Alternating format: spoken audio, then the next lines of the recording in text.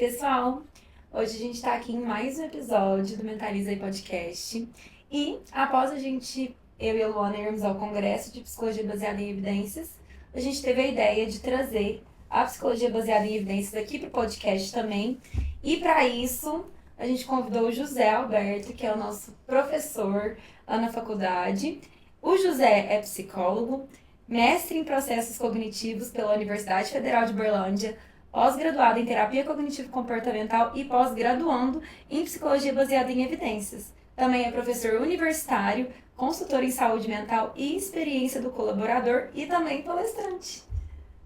Você presente para nós.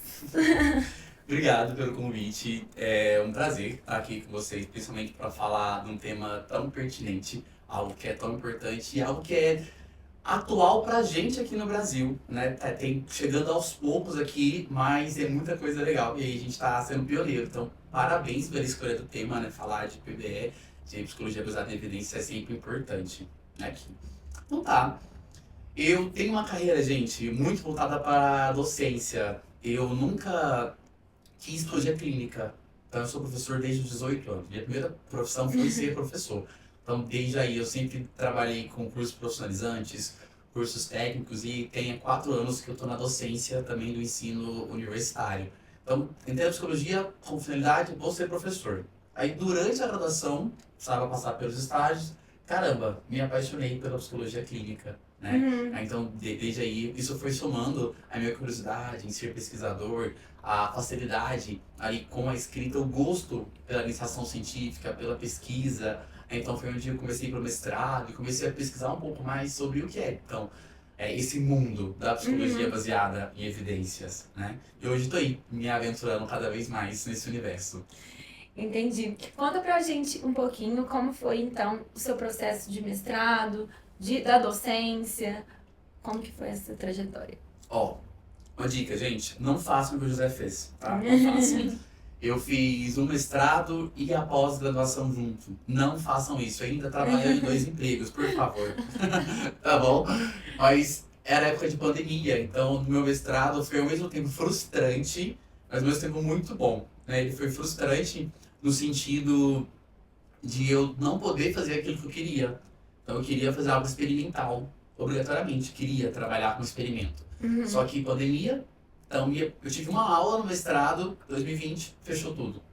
Aí, aquela loucura toda, então atrasou o período, ficamos 6 meses sem aula. Aí, então, eu tive que sair de um experimento para passar para uma revisão sistemática no mestrado. Eu falei assim, gente, é muito pouco, não quero algo.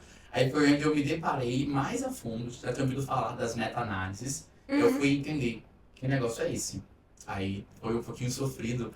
Porque pra gente que é da psicologia, começar a falar de estatística é difícil, né? A gente tem pouquíssimo contato com a estatística. Então vai eu estudar, ler vários livros, fazendo várias videoaulas, ir atrás dos meus amigos que eram estatística, me ajudar. Gente, que negócio é esse? Como que faz isso? Como que chega nesse resultado? Fazer umas aulinhas de matemática, fazer umas aulas de matemática. Eu falei, gente, a estatística que eu tive na faculdade serviu pra nada, né? Então foi uma experiência, ao mesmo tempo desafiadora, frustrante, mas muito prazerosa, né? Que foi finalizar, então, acabei partindo para essa meta-análise, para essa revisão sistemática e, de fato, eu entendi como se faz algo nos moldes científicos mesmo, nada daquilo que a gente via raso, pouco, dentro da faculdade.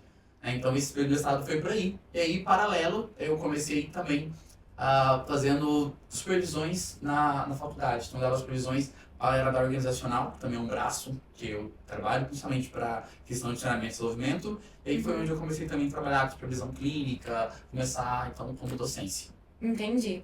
E ao mesmo tempo, você comentou que estava fazendo a pós. Sua pós foi em TCC. Então, você fez o mestrado e a sua pós em TCC. E da onde que veio o TCC? Olha, eu sempre sou a favor, durante a graduação, que nós não escolhamos uma igrejinha. Né? Eu tinha muito isso. Né? Então, literalmente, eu era muito prolixo. Eu transitava, eu participava dos grupos de estudos da psicanálise. Eu estudei um pouco de esquizoanálise. Então eu ia para essa área, mas eu também adorava ir para TCC. Eu era um monitor da psicologia experimental, que era com os ratinhos. Então, o que tinha oportunidade, eu ia. Nesse lugar até para eu entender, para descobrir tudo isso aqui. Pra ter opinião também, né? Para ter opinião, para formar o que eu quero. Então eu falei assim, aqui ainda não é hora de eu escolher nada. Então o que tiver de oportunidade, eu vou experimentar até para descobrir isso aí. Eu lembro que no estágio de organizacional, você podia fazer várias opções. Eu fiz todas as opções ao mesmo tempo. Eu fiz todas as opções de estágio, é possível diagnóstico. Então foi um universo. E aí, até estudando, até entendendo nas aulas, o que fazia mais sentido para mim era a TCC. Né? A gente, num processo assim de escolha profissional, antes, não agora, hoje eu não penso assim não, tá? Mas antes a gente entendia que você precisava se identificar com a abordagem. Tinha muito isso nessa escolha. Então, eu vou para a psicanálise, vou para a fenomenologia, vou para a história cultural, vou para o construcionismo. Mas eu identifico com a forma do autor pensar, isso faz sentido na minha vida. Mas acho que ainda tem, viu? Tem muito isso, né? Hoje eu não defendo isso, né? Pensando justamente na prática da PBE, eu falei assim, não faz muito sentido eu escolher para isso. Né? Escolher uma coisa que fez para mim. Tem que fazer sentido pro meu paciente, pro meu cliente ali. Não para mim. Tem evidências. Que tem evidência. E pode ser que a TCC também não seja mais... A gente tem que estar aberto a esse ponto, né? A gente tem que estar aberto. E aí acho que é o principal ponto aí a pensar então, isso aqui tudo faz do quê? Claro que eu falo muito isso nas aulas. É importante que você passe pela psicologia, mas que a gente também deixe a psicologia passar pela gente. Né? Porque se eu não sou atravessado pelo processo que é a psicologia, eu vou ser aquele profissional robótico, raso, medíocre, estilo de mediano, né? Vou ficar ali na média. Então não vou explorar isso aí. Né? Também preciso deixar de ser atravessado pela psicologia. Eu acho que em todas as áreas a gente tem que explorar o máximo que a gente tem de oportunidades, principalmente dentro da faculdade, que é um momento que você ainda pode... Né? Eu acho que todo mundo erra, lógico, mas na faculdade é o momento de errar. Então é onde você tem que passar por tudo e errar mesmo para poder ir chegar onde que você quer chegar no futuro, né? Conta pra gente, então, como foi esse processo da PBE na sua vida. Pensar em PBE, ela veio muito dos estudos, na pós-graduação mesmo. E aí eu comecei a pensar nas terapias contextuais, eu falei, nossa, caramba, é um outro universo pensar nas contextuais. Né? Porque na minha época, pouquíssimo se falava de contextuais. Né? Tava começando. Na grade mesmo, não tinha nada de contextuais. Era só de ser clássica. A gente, então nem tinha terceira onda. Aí na pós-graduação que eu comecei a ir mais a fundo para a terceira onda, né? Arte, DBT, esquemas, FAP. Então ia nesse lugar. Aí eu falei assim, caramba, isso vai fazer sentido, tem outras possibilidades. Que a terceira onda ela vem para romper muito aquela crítica da TCC de que era robotizada, mecanicista, tecnicista. Então isso ia fazendo sentido, e é onde me deparei com um professor, né, que ele comentava um pouquinho sobre essa psicologia baseada em evidência. Que negócio é esse? Que negócio é esse? Inclusive foi o André, na aula dele na pós, onde ele falou sobre transtorno de humor na pós, e ele comentava isso, dessa necessidade, dessa busca de ir para aquilo. Tá, mas tem evidência disso? Isso de fato tem feito o efeito que você tem se proposto? Então entender isso foi onde eu comecei a estudar um pouco mais. Aí meu contato principal com a PBE foi a partir ali do Léo Costa, do Wesley Logari. Então foram minhas referências para começar a expandir. Isso aí foi meu contato. Aí você decidiu fazer a pós lá do Wesley agora. Decidi fazer a pós. Eu comecei com o RD, né, com o Reservatório de Família do Wesley, que tanto para uma questão pessoal quanto para uma questão prática, para a clínica, era muito legal. E pelas dicas de neurociência. Ali, então, como eu sempre gostei muito de neurociência. Então, a parte da neurociência, aí eu fui, caramba, então vamos associar isso tudo junto? Aí não tá dissociado, né? PBE de neurociência, não tá. Aí eu falei assim, caramba, então acho que é uma pós que vale a pena. Eu tava buscando uma pós ali para fazer algo mais específico, e aí foi onde eu comecei a fazer. Que legal. É interessante que no congresso a gente ouviu muito falar lógico, sobre a PBE, né? Mas assim, que os estudos, eles variam muito pelos objetivos que você quer chegar. Então, o estudo de ratinho é muito importante, mas para chegar no ser humano é um super processo. É um salto, né? Então, às vezes a gente pega na internet, vai lá no Google e pega assim, estudo não sei o quê, estudou o ratinho. Mas onde que a gente quer chegar com isso? Às vezes a gente pega um estudo achando que está sendo super, né, embasado, e o objetivo que a gente quer é diferente daquilo que está sendo proposto o estudo, né? Pensar, né? E aí é uma das questões primordiais para pensar a PBE. A gente precisa aprender a ler artigo. A gente precisa aprender sobre metodologia. né? E aí entender qual que é o nível, né? Então, da experimental, ou se é in vitro, né? Se é o ensaio clínico, até chegar ali para aquilo que é o experimental com os seres humanos. Então, tem um salto. Claro, aqui já vai dar para indícios. Indícios para Não que utilizar... não seja importante, Não né? que não seja importante, é a primeira etapa, né? Uma das primeiras etapas até chegar aqui. Então, mas não dá para daqui já generalizar para humanos, apesar de ser, a gente pensar de forma corporal, né, é muito parecido, então por isso que usa os ratinhos, né? Lógico. Mas é um salto ainda, é um salto. É o início de onde tudo começa, né? Aí usar isso aqui agora como algo generalizável, aí a gente precisa tomar muito cuidado para não generalizar esse lugar. Sim. E aí depois você não era da psicologia clínica e depois você acabou indo pra clínica também. E hoje você atende. Por obrigação, né? Na época foi por obrigação, né? Então, você tem que passar pelo estágio clínico, né? Então, no nono período, então vamos fazer clínica. Não tinha outra opção, então vamos fazer clínica. Eu falei assim, tô gostando desse negócio. Isso parece ser divertido, é legal. E aí, com as discussões, com as supervisões, olha, esse cara viu o caso do outro, aí você pega repertório, eu falei assim, quero trabalhar com isso. Aí foi onde eu comecei a trabalhar e hoje também atendo até hoje. Continuo atendendo, é isso. Eu sempre falei que enquanto professor é importante a gente ter uma experiência prática, né? Para não ser aquele professor muito teórico. Claro, a gente não vai menosprezar de maneira nenhuma a teoria, mas a prática ela vai te dar subsídio também para você pensar de forma crítica sobre a teoria. Isso, ciência é isso. Então, não tem como eu evoluir no processo científico da pesquisa sem eu conseguir pensar de forma crítica para aquilo que eu estou fazendo. Com certeza. Né? Então, isso vem a partir de eu pegar a teoria e lá me debruçar naquilo que é o básico, aquilo que é a base, aquilo que é basal, para depois, então, ir na minha prática. O quanto que eu dou conta de aplicar. E aí, o eu aplicar, eu não dei conta de aplicar tal qual o autor fala para uma deficiência minha, que às vezes pode ser, que eu não entendi às vezes a fundo aquilo com o autor, ou é a teoria que tem alguns pontos que precisam ser revisados, ser pensados. Então por isso que eu nunca deixei de atender nesse lugar, mesmo fazendo projetos paralelos. Que essa base sempre foi importante para mim. E como que você acha que uma coisa mistura com a outra? Por exemplo, seu conhecimento teórico lá da pós que você está fazendo, da PBE, dos estudos, com a clínica? Olha, primeiro ponto, eu acho que é a gente começar a entender que não tem como fazer psicologia, não tem como ser um bom sem muito estudo, né? Então, profissionais da psicologia, estudantes de psicologia, entendam, você precisa aprender a estudar. Não tem jeito. Se você ainda não aprendeu esse hábito, ainda não tomou gosto pelo estudo, é hora de começar a iniciar esse hábito na sua vida, né? Porque isso já faz parte da nossa profissão e é algo que a gente vai ter ali. Ao longo do resto da profissão. O resto da profissão, né? Porque não tem como a gente está em constante evolução, então a gente precisa acompanhar essa evolução para não se tornar aquele profissional obsoleto no mercado, né? Com certeza. Então, acho que entender isso é conseguir oferecer aquilo que meu paciente precisa muitas vezes, né? Porque tem o convencional. E se o convencional às vezes não está funcionando, e às vezes é aquele paciente que passou por 2, 3 terapeutas, chegou até você, mas que eles já fizeram o convencional e chega com essa queixa. Eu vou de novo oferecer mais o convencional para ele. Então, muito de começar a estudar veio a partir disso. Do quanto que chegava a demanda, e a demanda ali, ele já tinha passado por vários profissionais e que não tinha resultado.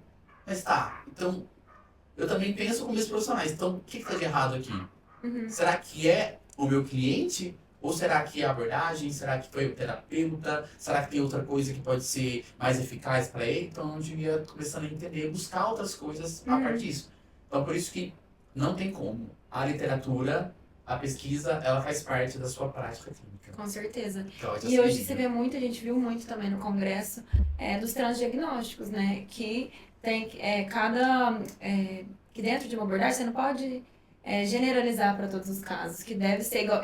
Eles usaram uma analogia muito legal que eu achei. Era um elefante grandão e vários profissionais vendados com o nome da abordagem. Não sei se você já chegou a ver. E aí, todos eles estavam explorando uma parte diferente do elefante. E isso seria os transdiagnósticos modulares e tudo mais. Que não adianta generalizar uma única teoria para todos os casos, que tem que ver as especialidades de cada um, né? É isso que eu gosto da terapia baseada em processos também, né? O quanto ela consegue pensar num todo, mas sem esquecer a particularidade daquele sujeito, Uhum. daquele indivíduo. Então, para a necessidade dele. E para cada necessidade, eu vou ter uma possibilidade ou várias possibilidades para aquela necessidade. Então, é onde elas conversam em si. Uhum. Eu acho que isso é o legal. Colocar outras abordagens, colocar outras teorias para conversarem, mas sem perder um eixo semântico. Porque senão também começa a virar um carnaval, né? Começa a virar bagunça. Mas tendo um eixo semântico. Uhum. Sim, eles falaram muito sobre isso. Isso é importantíssimo, né, na prática, no geral. É não se limitar também a uma coisa só. Então, se eu fazer isso, eu vou ficar fazendo isso pra sua vida. Com certeza. Expandir. E é um dos princípios da PBE, né?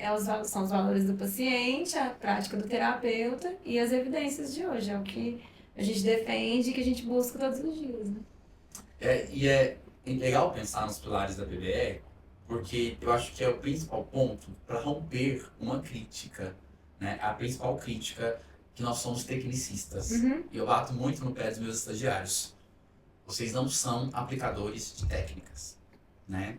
Porque se eu faço a técnica pela técnica, ela não faz sentido. Falou mesmo, sexta-feira. Só aplicar não faz sentido. Então a técnica ela precisa fazer sentido pro paciente no momento certo, na hora certa, senão não tem contexto. Vai ser só a tarefinha que ele está fazendo durante a sessão. Né? Então pensar nesse tripé é pensar de forma tripé mesmo. Então se uma das pernas cai, não tem efetividade nesse lugar. E aí, eu acho que uma das características desse tripé que eu gosto bastante é a gente também reconhecer, né? O do tripé que é a expertise do profissional é eu entender. Eu dou conta disso. Eu tenho expertise, eu tenho esse conhecimento. E se eu não tenho esse conhecimento, eu estou disposto a aprender, estou disposto a trabalhar com isso, de fato, debruçar, entender e estudar. Se não, melhor que eu encaminhe. É ético eu encaminhar, se eu não dou conta. Né? Só que aí a gente percebe que muitos profissionais não dão conta de fazer isso. Justamente por uma questão, às vezes, financeira, de mercado. Né, por uma questão de eu não vou dispensar um cliente, zero um potencial cliente bom ali. Então, você mantém um cliente ali sem oferecer um bom resultado para ele. Às vezes que eu até vínculo com esse cliente, aí você perde um dos CPS, porque você não consegue oferecer aquilo que é o melhor para ele. Com certeza. A gente fala muito isso, tem que ter a humildade de falar, olha, esse caso em específico eu não dou conta, eu não vou conseguir separar a minha vida pessoal desse caso, e é isso. O conceito de transferência como a transferência da psicanálise ele também acontece, né, em outras abordagens. Isso é muito real, então a gente precisa entender quando tem uma transferência, quando tem uma transferência, porque isso sim vai impactar na qualidade do nosso trabalho. Com certeza. Vai. Com certeza. Deixa eu dar uma olhadinha aqui.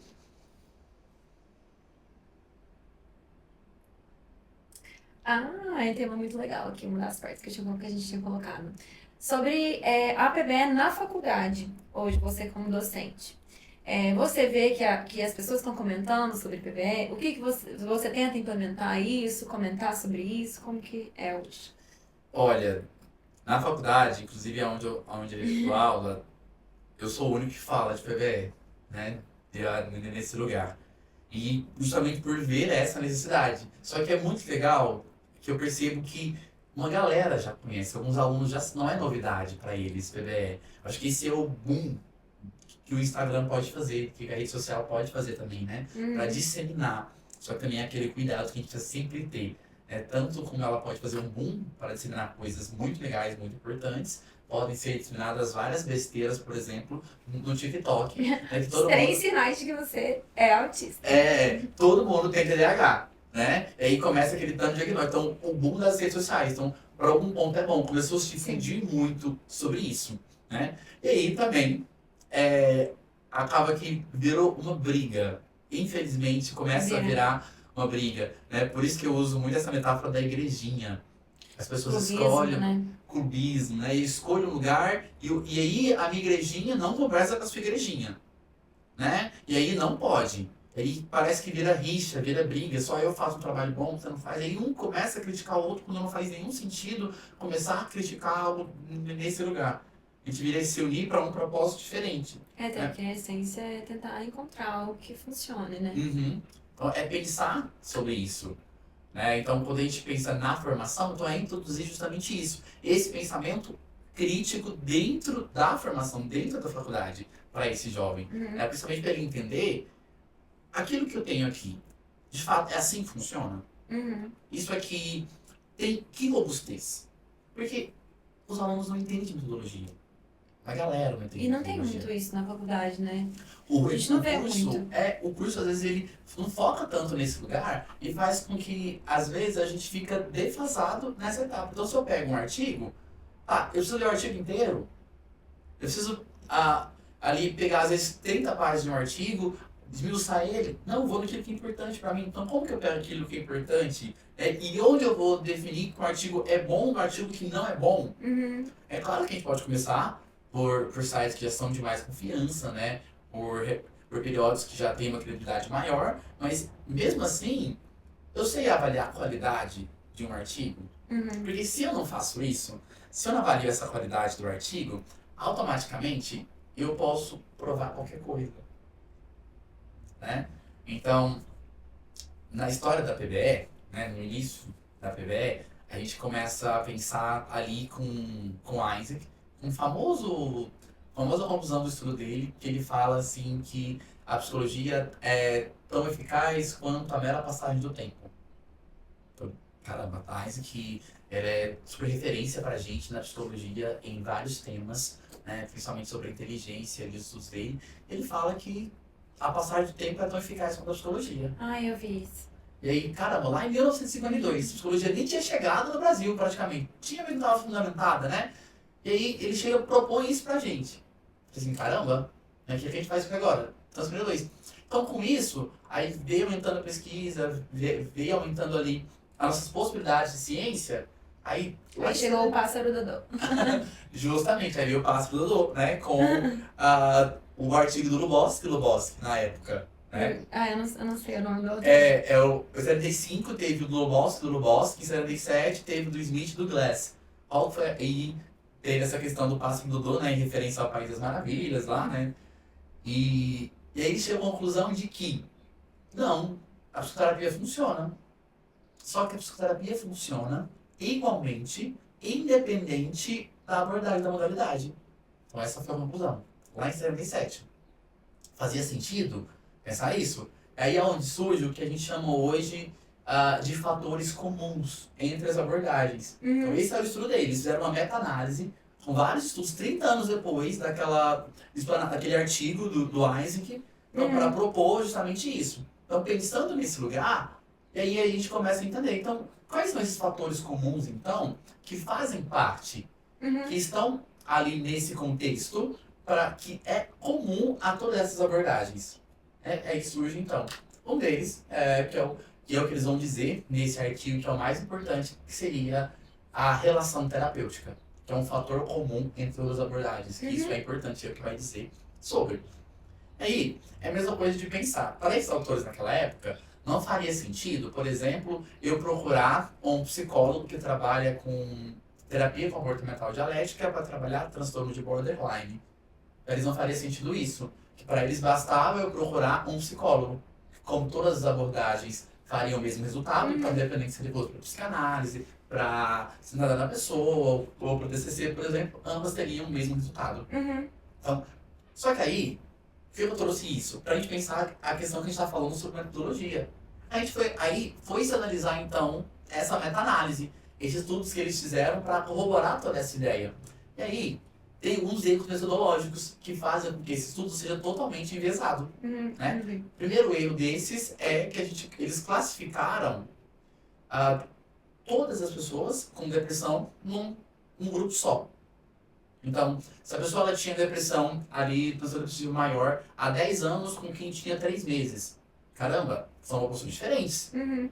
Mas colocaram todos ali no mesmo lugar. Então, eu tenho ansiedade aqui, poder social, colocar tudo no mesmo lugar. Então, erro metodológico gritante. Como é que eu vou comparar isso? Se o grupo é muito heterogêneo, não dá para fazer comparação assim.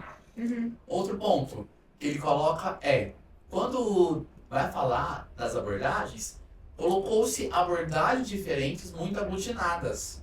Por exemplo, as psicodinâmicas. Nas psicodinâmicas, colocou psicanálise com fenomenologia, com teoria centrada na pessoa. Mas espera aí. Se estuda um pouquinho, são teorias bem diferentes. Não dá para colocar todas no mesmo lugar. Né? Os objetos são diferentes. Então, de novo, mais um viés dessa situação, desse contexto. Né? Então, são erros metodológicos que estão aí, que vêm apresentando e que não fazem com que seja robusto esse trabalho, essa pesquisa. Então, não dá para considerar. Isso aí. E acaba sendo muito difundido, né? As pessoas foram falando sobre isso, ensinando sobre isso, e depois vai estudando, vai chegando à conclusão de que não tá, não é isso, e vai descobrindo outra coisa, e é por isso que não pode deixar de estudar também, Por né? isso não pode. Porque às vezes você tá lá, você estudou lá na faculdade em 1977, Aham. achou que os valores lá e tal, que fatores comuns, aí depois você não estudou mais, acha que os fatores comuns ainda estão ok. Depois vai ver, o estudo não estava sendo válido, né? Eles falaram, o Wilson mesmo, foi o Wilson, né, amigo, que falou? Dos 10 anos? Sim. Foi. O Wilson lá na palestra falou assim que os estudos, eles, se você formou hoje, a gente vai formar esse ano, por exemplo, 2024. Se eu fiquei 10 anos sem estudar, eu já estou muito desatualizada das informações. Então, acaba que a gente forma e tem que continuar estudando, não adianta, tem que se atualizando, porque as coisas vão mudando, igual a gente mesmo falou. E isso deveria ser para qualquer área, né? Porque está em constante evolução. Claro que a gente sabe que tem áreas que elas evoluem a passos mais distantes, outros passos mais lentos, né? Mas o estudo é importante. Pensar em ciência é pensar nisso. Eu acho que a minha briga dentro da faculdade é justamente isso. Que as pessoas esquecem. Psicologia é ciência. Então, se ela é ciência, então eu preciso tratá-la de forma científica. Então não dá pra ficar no achismo, não dá pra ficar naquela coisa boa, naquela coisa que vai dar certo. Né? Porque às vezes não vai dar certo. Né? Eu sei que vai dar certo. De que forma que isso pode... Como que eu sei? Como que eu sei que vai dar certo? Né? E aí, esse é o principal ponto. Né? Quando eu penso na metodologia, eu vou entender, então por que eu faço pesquisa? Para que isso é importante? Aonde que vem? Os alunos não sabem fazer pesquisa. Não entendem a necessidade de fazer uma pesquisa e de fazer ela bem feita de forma coerente para chegar no resultado. Né? Porque aí confunde-se algumas coisas sobre correlação, sobre causalidade. Então, entender isso no artigo é muito importante.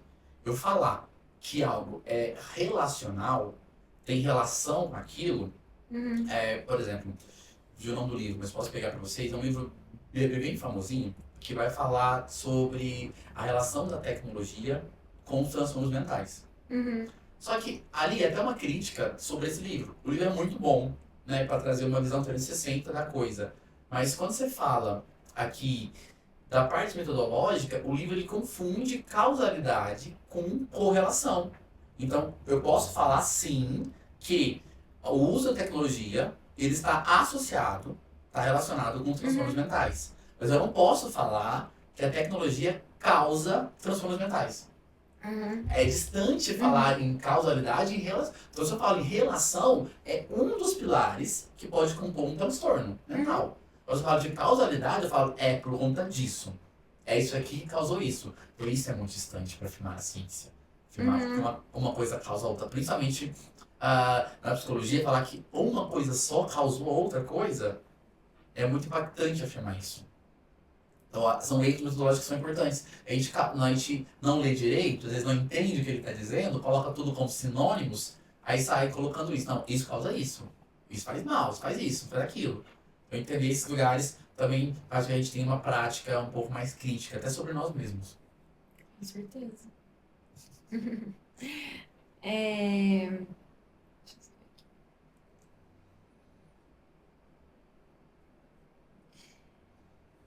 E para desmistificar esses conceitos errados sobre a PBE, a gente até comentou um pouquinho sobre isso, né? Que falam que, mas existe subjetividade humana, mas isso, aquilo, vai ficar colocando quantificando algo subjetivo. Não. O que você pensa sobre isso? O que você pode contribuir, né, no caso? Não tem como. Quando a gente fala em psicologia, nós estamos falando, basicamente, de algo que é abstrato, né? Só que é um abstrato que tem repercussões no nosso organismo, né? Então, eu estou falando de emoções. Basicamente, as emoções são abstratas. Não são palpáveis. Mas elas geram reações no nosso organismo fisiológicas, neurobioquímicas. Isso não é abstrato. Isso não é. Então, é de alguma forma subjetivo? É. Mas se isso traz impactos, se isso afeta o meu organismo, então não é tão subjetivo assim. Então tem como estudar.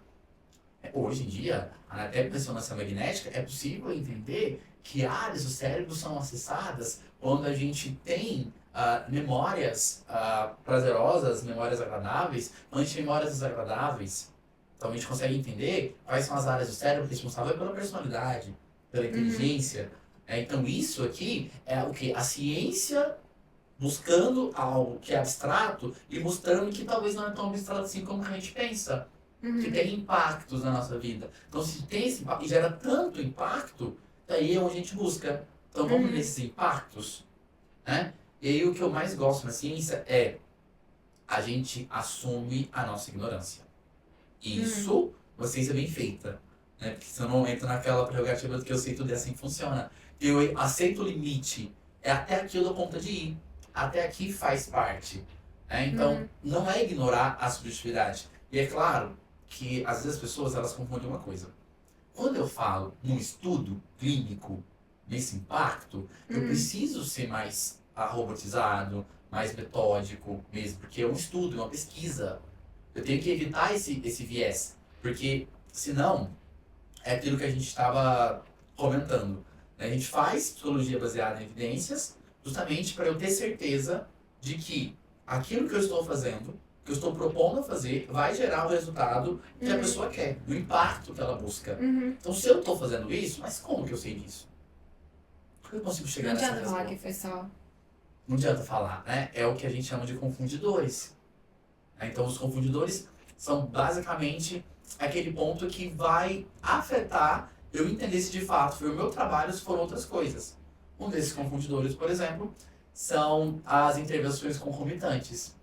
Por exemplo, se o paciente vai chegar para você na clínica e ele vai com um transtorno de depressão, mas ele está fazendo uso de homeopatia, aí ele já foi no reiki, aí ele já fez acupuntura, ele fez ventosa, ele fez um monte de coisas ali, né?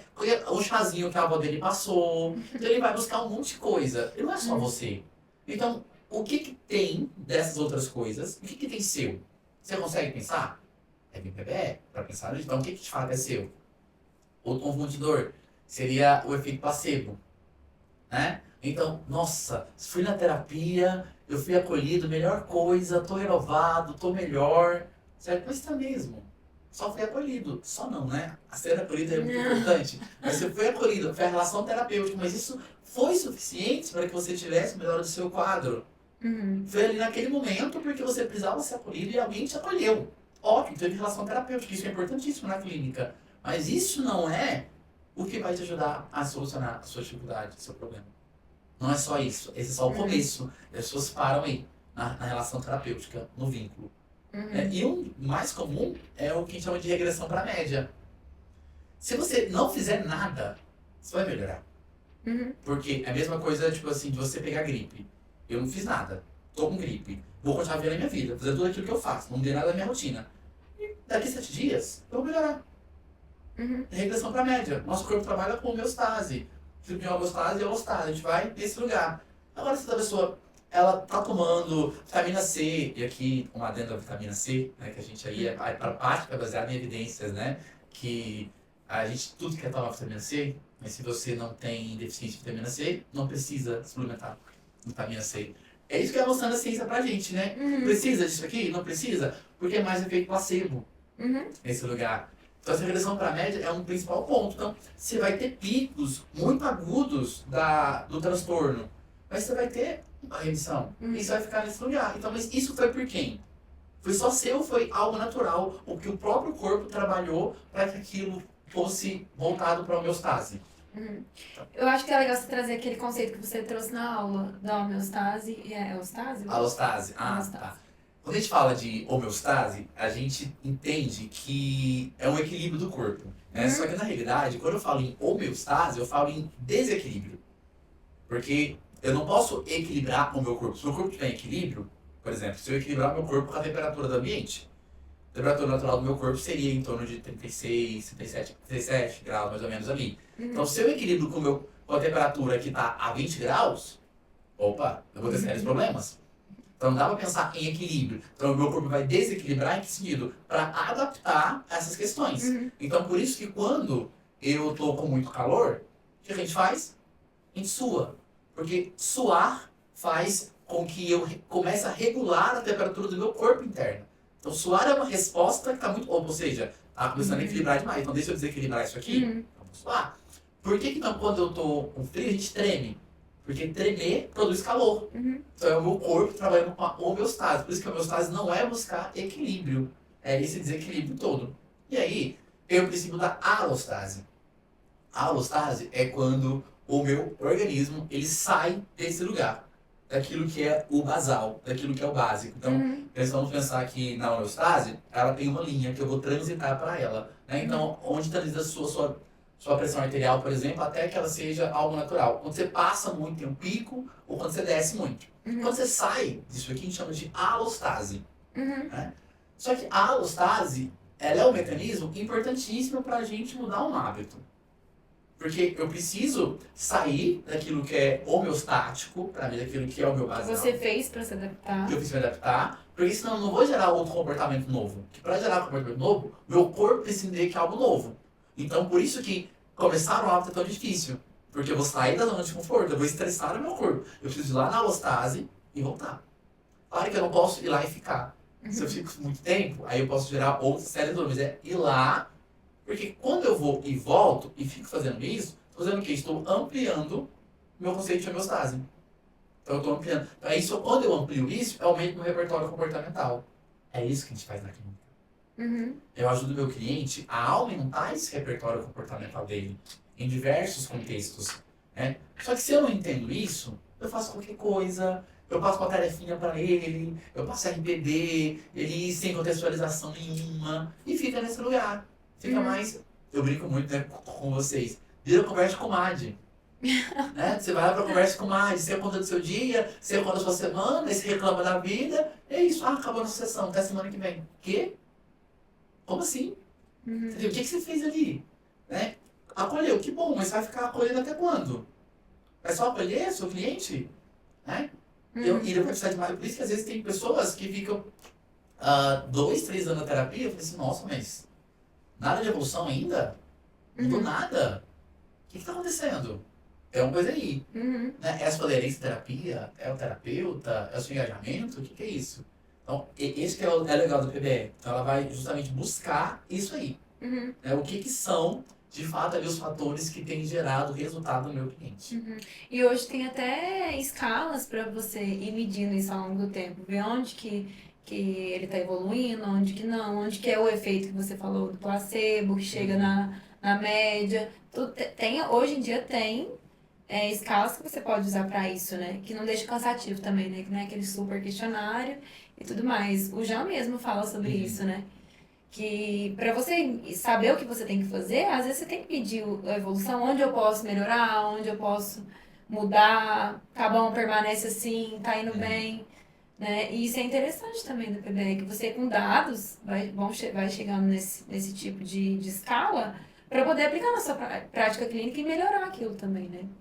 Não tem como pensar, por exemplo, em um trabalho, né, clínico sem monitoramento de progresso. Né? Por exemplo, como que eu vou falar pro meu cliente se ele está evoluindo? Qual que é a métrica que eu estou usando? Porque eu falo assim, se eu perguntar no dia que eu estou bem, que eu estou evoluindo, eu evoluí. Mas se eu perguntar no dia que eu estou mal, se eu evoluí, eu vou falar que não. Olha, como assim? Né? Então o instrumento ele te ajuda a mensurar isso. Isso é claro, é como que eu vou usar esse instrumento também, né, para mensurar, para entender, porque isso também ajuda para o meu cliente se engajar. Para eu mostrar para ele, olha onde você chegou. Olha as dificuldades, olha como é que você consegue pensar de forma diferente agora, consegue agir, olha as mudanças de comportamentos que você teve. E aí você tem parâmetros até para pensar o quão está sendo efetiva. É prática a sua atividade, aquilo que você está se propondo. Motivar, né? É motivador, senão eu estou indo lá, não sei o que eu estou fazendo lá, e por isso que muitas pessoas não se engajam no processo terapêutico. Eu não sei o que eu estou fazendo lá, não sei. Então eu vou lá, falo da minha vida, falo dos meus problemas, estou conversando comigo e vou embora. psicólogo fala duas coisas, dois comentários, me dá umas dicas, e é isso. E não faz muito sentido, né, quando a gente coloca isso. Com certeza. E como que você acha, assim, você como supervisor hoje de estágio, como você acha que o papel do supervisor pode ajudar nisso? Por exemplo, eu sou estudante ainda, você, como supervisor, pode me ajudar a não fazer esse tipo de coisa, entendeu? Só o de papo de comadre. Papo de comadre é ótimo, né? Eu acho que o principal ponto é porque a gente consegue mostrar para vocês um caminho que vocês estão percorrendo. E eu vou citar Saramago. Saramago fala que é preciso sair da ilha para ver a ilha, né? Então, às vezes, durante a sessão, ele, como para muitos estagiários, é o primeiro contato ali com o paciente, então as nossas crenças, nossas ansiedades, nossos esquemas são todos acessados ali. Então, é todo um exercício para eu tentar focar ali no meu cliente, tentar lembrar o que eu posso perguntar, e às vezes quando a gente fica pensando, nossa, não posso fazer besteira, eu não posso errar, o que eu vou perguntar para ele, não pode ter um silêncio. Aí se eu fico pensando nisso, eu perdi o processo relacional. É igual dirigir, né? É igual no dirigir. começo você tem que pensar, não, tem que dar seta aqui agora, fazer isso, fazer isso. E aí você vai mostrando como que deve ser a intervenção, porque às vezes, é aquilo que eu falei, tem intervenção, mas se a intervenção não vier da forma certa, no contexto certo, ela não tem efetividade. Ela não tem. E é o que eu mais percebi com os supervisores, é que os estagiários, eles querem dar as respostas. Já querem trazer legal. pronto. É isso. Né? O psicólogo é muito bom de análise. Adora fazer análise, psicólogo. E às vezes tem que fazer mesmo, né? Mas a análise, ela é para sua prática clínica. É para Você faz com você e tenta ajudar a pessoa. Isso, é para sua contextualização, para você entender o caso. Mas você não vai chegar ali, segunda, terceira sessão com o seu cliente, aqui sua vida. Olha o que eu analisei de você. Hã? Não faz sentido. Então, todo o processo de conceitualização que você criou com o seu paciente, você vai demorar às vezes 1 ano para mostrar isso para ele. Você vai mostrar, você vai fazer com que ele chegue nesse lugar. Para ele ter os insights de por que ele tem tal comportamento, em que circunstâncias, que emoção que acessa, qual que é a resposta que ele tem a partir de cada situação, de cada contexto, de cada emoção. Aí isso faz muito mais eficaz. Por mais que você já consiga perceber e já entende todo o prognóstico. Mas se eu chegar e contar isso para ele, não tem graça. É o questionamento, né? É o questionamento, a forma que eu trago isso. Então, se eu busco isso, se eu apresento para ele, faço com que ele chegue, é mais eficaz. Então, esse é, acho que é o principal papel do supervisor, né? É ir dando esses toques, esses feelings pro estagiário, assim, olha, entendi o que você quis dizer, mas se você perguntasse desse jeito, se fizesse isso, se você validasse aquela emoção primeiro, antes de questionar, porque às vezes, se você questiona o paciente, né, questionamento socrático, quando você deveria validar a emoção, não é efetivo. Você começa a gerar até uma resistência dele, porque ele precisava que você primeiro validasse aquele sentimento. Porque às vezes é um paciente que tem dificuldade de apego. Então tem uma crença de desamor e desamparo. Então, se ele tem isso, então não dá para eu indicar nesse questionamento socrático, entender os porquês. Primeiro, deixa eu validar. Aí onde é a relação terapêutica, onde vem a sua intimidade primeiro. Não é só a técnica pela técnica. Onde vai fazer um sentido uma coisa com a outra. Com certeza. E o papel do supervisor também é mostrar essas competências técnicas que a gente já sabe, a gente provavelmente já sabe as técnicas na teoria. E não adianta, igual você falou, a teoria por si só não tem efetividade, né? Entender também onde usar essas competências que eu tenho e desenvolver as que eu também não tenho tanta habilidade, né? E o supervisor tem esse papel de mostrar, não, acho que você pode desenvolver isso, melhorar isso, aquilo. É sobre postura, né? Eu falo que é difícil, às vezes, a gente se empoderar no papel de psicólogo. Porque eu lembro muito da Giovana, acho que é ela, o nome dela, o memezinho dela, quando ela fala que terapia não é pra ser prazeroso. Não é pra ser prazeroso mesmo, não. Certo? Prazeroso você vai sair com os amigos, você vai no cinema, não é lugar para aquilo, é um lugar para desenvolvimento. E não existe desenvolvimento sem passar por situações agradáveis. Não ser prazeroso não quer dizer que isso vai ser para você um terror, vai ser uma tormenta, não é isso. Nem pode ser, né? Nem pode ser. Mas é que não é Por exemplo, no sentido de você não pode ficar na sua zona de conforto no processo terapêutico. Uhum. E o papel do psicólogo é mostrar isso. Eu vou te acolher, eu vou te entender, mas eu também vou te mostrar o que você poderia ter feito diferente, como você poderia ter agido. Às vezes, assumir essa postura de mostrar para o cliente, olha, a forma que você tem agido, a forma que você tem feito, tem levado a vida, é assim, não funciona. Aí é se valer disso. E as pessoas muitas vezes nem buscam terapia por isso, né? Não querem enfrentar a dor, não querem enfrentar aquele assunto. Porque não quer sair da zona de conforto. E não adianta também a pessoa chegar sem ter vontade de mudar, nem sem que. Às vezes, igual a gente falou muito você falou muito da supervisão, né? Na verdade, as pessoas apresentaram. Tem gente que chega lá até sem saber por que tá lá, né? E às vezes não quer falar, não fala. Às vezes chega num. A gente viu que até tem gente que chega com um objetivo que nem é aquele objetivo em si. Depois a pessoa vai descobrindo que é um outro objetivo. É porque é difícil a pessoa falar assim, eu vou enfrentar aquela dor, aquilo, né? Sair da zona de conforto mesmo. E, gente, você sabe que é desagradável, né? É desagradável sair da zona de conforto, né? O nosso corpo trabalha para isso, para homeostase, o nosso corpo trabalha com economia de energia. Então, tudo aquilo que me tira da zona de conforto é estressor. Tudo aquilo que é estressor faz com que eu consuma mais energia e meu cérebro não gosta disso. Então, é ir contra a homeostase do próprio corpo. Então, dá trabalho mesmo, dá trabalho. Mas, às vezes, é importante, porque a gente se construiu de forma disfuncional, isso tem trazido prejuízo, então tem que olhar isso, né? E é aquela velha premissa. As pessoas, elas querem ter resultados, mas sem mudar nada. Esconde o monstrinho lá no É, fundo da caverna. eu brinco que, às vezes, é aquela sessão para reclamar. Sessão que o cliente quer ir para reclamar só. É para reclamar e o que eu vou fazer com essa sessão dele? Né? Porque tudo bem se eu reclamar, mas se ele souber o que ele tem que fazer. Às vezes ele sabe o que tem que fazer, ele só não queria ter que fazer. Aí tudo bem. Mas quando é cliente que ele só reclama e não sabe o que ele deveria fazer, aí é hora de você também intervir nesse lugar. Mostrar isso para ele na situação.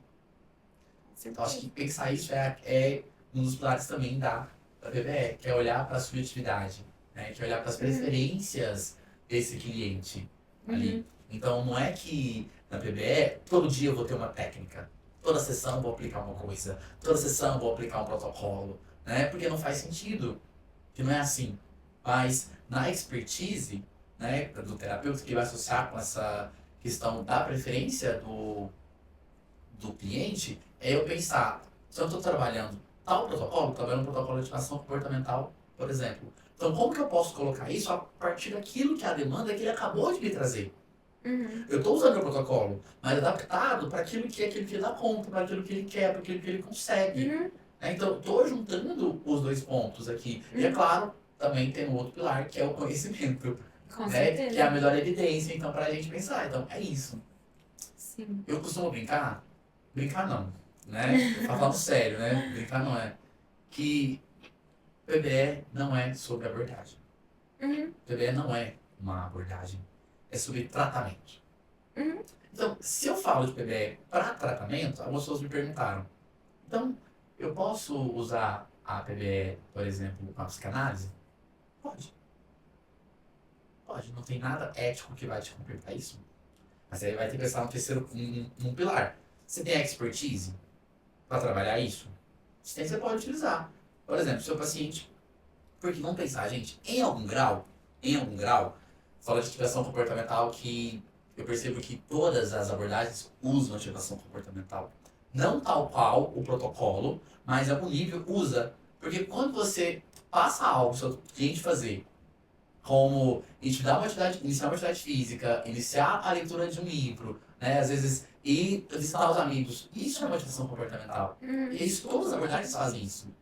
Então, de alguma forma, eles estão trabalhando com PBE também. Então, só que aí é o erro das igrejinhas. A PBE não é sobre TCC. Não é sobre TCC. E aí é sobre tratamento. Então, eu consigo pegar esse tratamento aqui que tem evidência e colocar na minha prática clínica. Como é que eu vou fazer isso? Ai, sim, faz sentido. Se torna muito mais robusta a minha prática. Eu precisaria entender sobre isso, alguns conceitos básicos. Deixa eu pegar aqui, eu acho que dá pra fazer as perguntinhas, né? Tudo certo? Sim, tem aqui no Instagram. Uma hora falando. Viu? Passou rapidinho. Perguntaram como saber se meus estudos estão baseados em evidências. E aí, é uma pergunta difícil, né? Porque eu não sei o que a pessoa está estudando. Eu não sei o que a pessoa está estudando, né? Para saber se é baseado ou não em evidências. Mas acho que um bom ponto é aonde tem se pesquisado, Isso. né? Aonde você tem buscado tais referências, Uhum. né? Ó, a gente usa muito a PubMed. Tem que tomar muito cuidado com a PubMed, tá? É melhor que Cielo pra gente? É, né? Mas também ainda assim é uma robustez ali, às vezes duvidosa, né? Porque Uhum. tem muitas, como é um periódico, tem muitas revistas dentro da PubMed. Então nem todas as revistas têm todo aquele cuidado, aquele critério de algumas, né? Uhum. Então um bom caminho para a gente começar seria, por exemplo, a divisão do uso da APA, né? Não sei se o pessoal sabe, a APA ela é dividida em algumas subdivisões, Uhum. né? Em torno de umas 60 subdivisões. E a divisão 12 é até a precursora ali para a gente pensar da PBL nesse lugar, né? Então lá ela tem o próprio site, que é div12. E tem até um site que tem Eu os, tenho. tem um site lá que tem todas as técnicas, Todos os padrão ouro. os padrão ouro. Ixi, Isso. é Nesse esse site tem site. isso. É. Nesse Dentro site tem tudo disso, isso. Aí você coloca o transtorno e ele vai dar pra você uma lista, não só daquele que é padrão ouro, mas de outras opções também. Porque às vezes aquele que é padrão ouro, seu cliente não se adequa, não se adapta. Então tem uma outra opção, Segunda opção, segunda terceira opção, outra opção, então ele vai trazer isso pra você, né? Uma dificuldade é que a maioria tá tudo em inglês, né? Os manuais são, né? São as guidelines que a gente chama, né? Estão todos em inglês ali. Mas que hoje em dia, até uma dica que vocês Mas tem um deram. traduzido. É. Tem um traduzido que eles traduziram. Eles pegaram um livro Então, que custa começar. R$ 1.400, pegaram uma parte dele, fizeram Ah, já todas as começaram. técnicas. Então nem Quer sabia ver? dessa tradução, já facilitou, tá vendo? Indicação. Quer Já ver? facilitou. Eu tô no meu carrinho, ainda Você não viu a comprei. indicação que eu dei lá no Story esses dias, né? Pra Sim, traduzir. pra traduzir também, então já facilita, já facilita. Instrumentos de avaliação em saúde mental. Eles pegaram um livro desses guidelines aí e transformaram num livro em português. Olha que legal, não sabia que tinha esse livro, não sabia. Então já é um bom começo também, né? E aí, um outro ponto de graça também é pra gente pensar nas revisões da Cochrane, né? Pensar, a Cochrane é tipo assim, gente, é o suprassumo que a gente tem ali para você ser um pesquisador da Cochrane, ser um avaliador dali, você tem que preencher um critério curricular extensíssimo. Pouquíssimas pessoas são, porque o nível de exigência é muito grande, então é muito robusto.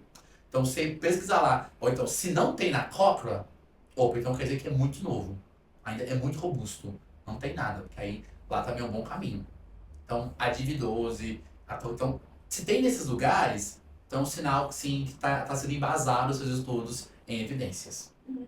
E eu acho legal você também indicar, por exemplo, assim, negócio que eu tava falando do Léo Costa.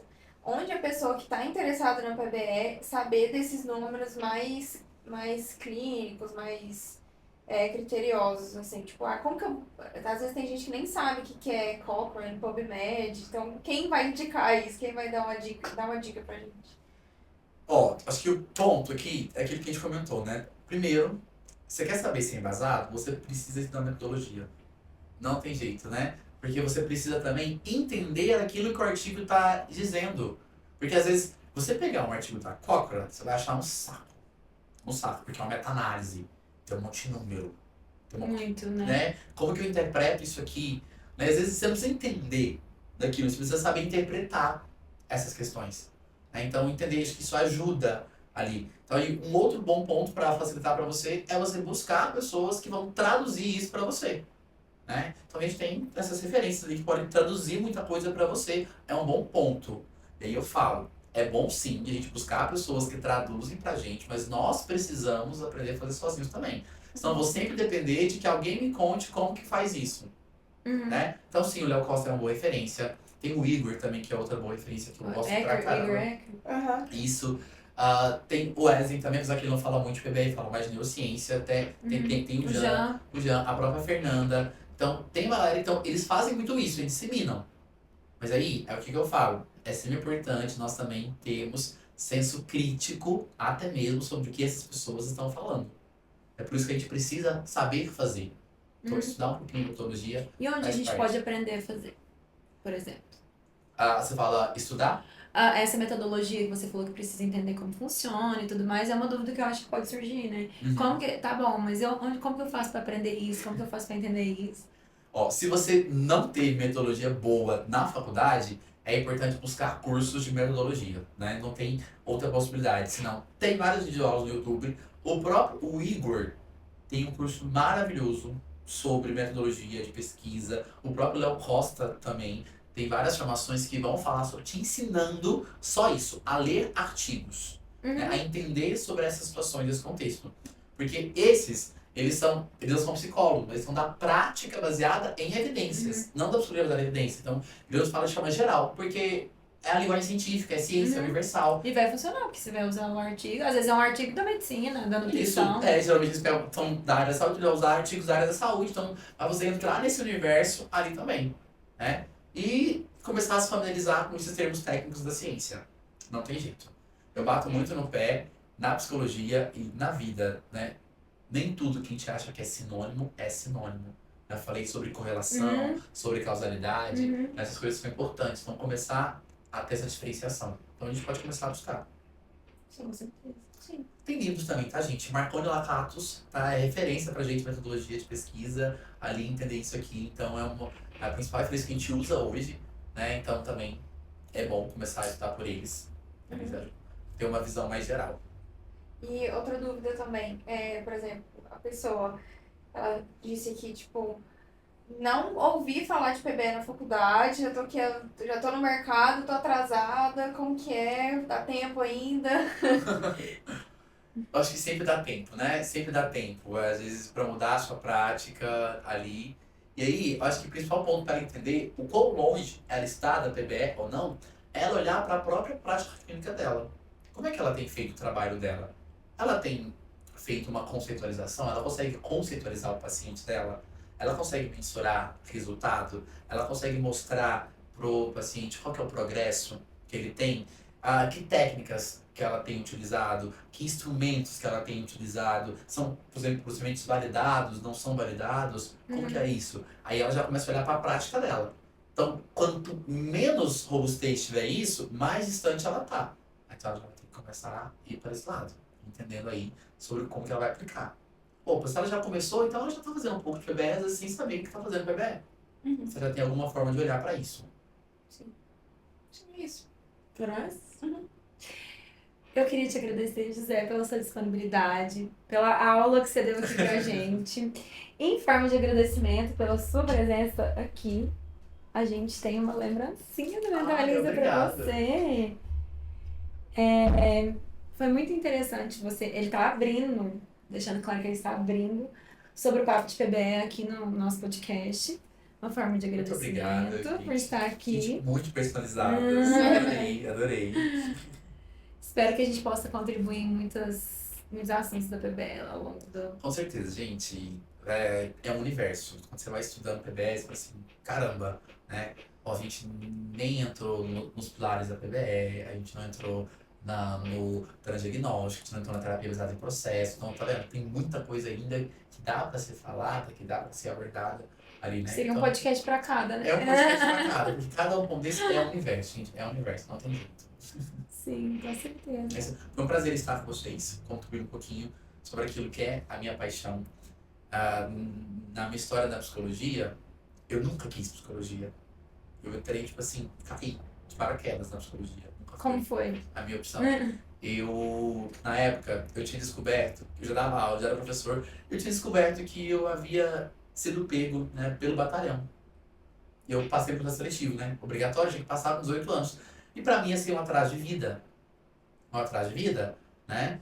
E aí eu falei assim, não, eu queria isso. Então eu fiz tudo que eu podia pra não. Entrou na faculdade. E entrar na faculdade era uma dessas questões. Aí, o que eu entrava? Aí eu peguei referência, uma das pessoas da faculdade, a Ana Tércia. Ela era a minha coordenadora da escola, eu dava aula na escola dela. Ela fazia psicologia, eu falei assim, vai ser isso aqui mesmo. Vai ser isso. Coloquei qualquer curso. Fiz qualquer curso mesmo. Paixão, primeiro período. Que bom, né? Como disse o Rubem Alves, eu estou onde eu estou, porque outrora deu errado. Então, foi um erro que deu certo. Ai, que bom que deu certo, né? Que bom, deu certo. Não me vejo fazendo outra coisa. Eu lembro que eu tinha passado em engenharia aeronáutica pra UFO. E eu ia ser extremamente feliz. Nossa. Eu ia ser fazendo isso, sabe? Muito. Hoje eu me encontrei muito na psicologia. Ai, que bom. Muito obrigada por Eu que ter agradeço, aceito gente. o convite. Mentaliza aí!